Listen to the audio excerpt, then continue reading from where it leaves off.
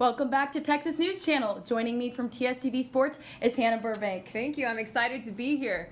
Texas baseball is on a roll. The Longhorns have started the season at 8-0.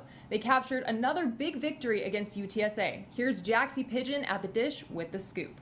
In the last meetup between Texas and Texas Tech, the Longhorns won by 25 and were expected to win by a comfortable margin on Saturday as well. Despite a handful of mistakes from the Longhorns, they did end up winning, but in overtime. Is this a game that is going to have an impact on Texas's playoff chances? Texas volleyball team is a treasure trove of talent where anyone can step up. Who stood out against Texas Tech?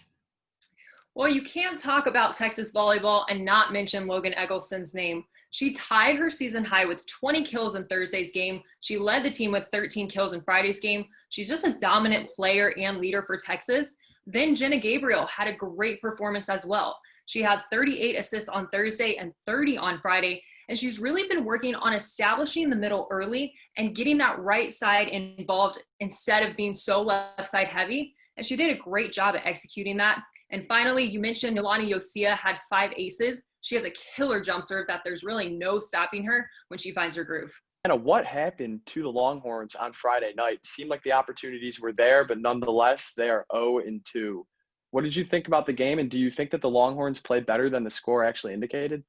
Yeah, it was a tough and physical match between these two teams. Texas ended up with 9 fouls during the game, and TCU racked up 8 of their own, so it was definitely a high-intensity matchup.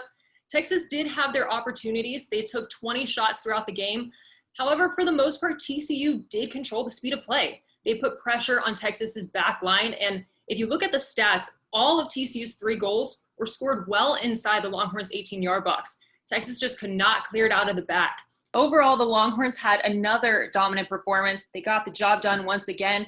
West Virginia did come out on Thursday and win the first set 25-21 and caught the Longhorns on their heels a little bit, but it didn't last long. Texas quickly pulled it together and took a 3-1 victory on Thursday, had a 3-0 sweep on Friday, and secured for themselves the Big 12 title for their 4th consecutive year, which is very well deserved. Texas has been taking each game in stride this season, consistently getting those results, with players like Logan Eggleston, Breon Butler leading the pack. Their hard work paid off, and they're champions once again this season. From all of us here in our virtual studio and those behind the scenes that make this all possible, I'm Hannah Burbank. Have a great night.